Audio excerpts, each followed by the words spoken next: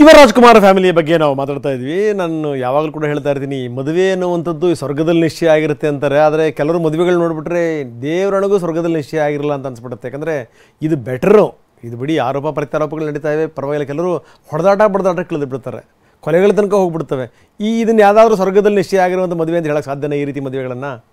So ಹೀಗಾಗಿ ಇವೆಲ್ಲ ಕೇಳೋಕ್ಕೆ ಚೆಂದ ಅಷ್ಟೇ. ಇನ್ನು ನೋಡಿ, ಅಪ್ಪು ಅಭಿಮಾನಿಗಳು ಅವರು ಬೇಸರ ವ್ಯಕ್ತಪಡಿಸಿದ್ದಾರೆ. ಯಾಕಂದರೆ ಅವ್ರ ತಂದೆ ಹೇಳಿದಂಥ ಮಾತಿದೆಯಲ್ಲ, ಶ್ರೀದೇವಿ ಹೇಳಿದಂಥ, ಅವ್ರ ತಂದೆ ಹೇಳಿದಂಥ ಮಾತು, ಅಪ್ಪು ಇದ್ದಿದ್ದರೆ ಈ ರೀತಿ ಆಗ್ತಿರಲಿಲ್ಲ, ನಮ್ಮ ಮಗಳು ಕಂಡ್ರೆ ಗಂಡ ಹೆಂಡತಿಗೆ ತುಂಬ ಪ್ರೀತಿ ಅನ್ನುವಂಥ ಮಾತು. ಜೊತೆಗೆ ಏನು ಅಂದರೆ ನೋಡಿ, ಅಣ್ಣವರು ಅಪ್ಪು ಅವರು ಹೋದ್ಮೇಲೆ ದೊಡ್ಡ ಮನೇಲಿ ಹೇಳೋರು ಕೇಳೋರು ಯಾರೂ ಇಲ್ದಂಗೆ ಆಗಿದೆ ಅಂತ ಅಪ್ಪು ಅಭಿಮಾನಿಗಳು ಬೇಸರ ವ್ಯಕ್ತಪಡಿಸಿದ್ದಾರೆ.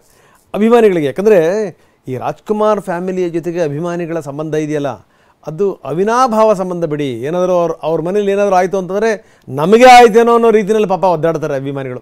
ಸೊ ಅಂಥ ಅಭಿಮಾನಿಗಳು, ಸೊ ಒಂದು ದಿನವೂ ಅಭಿಮಾನಿಗಳು ತಲೆ ತಗ್ಸುವಂಥ ಕೆಲಸನ ಈ 20 ವರ್ಷದಲ್ಲಿ ಮಾಡಿರಲಿಲ್ಲ.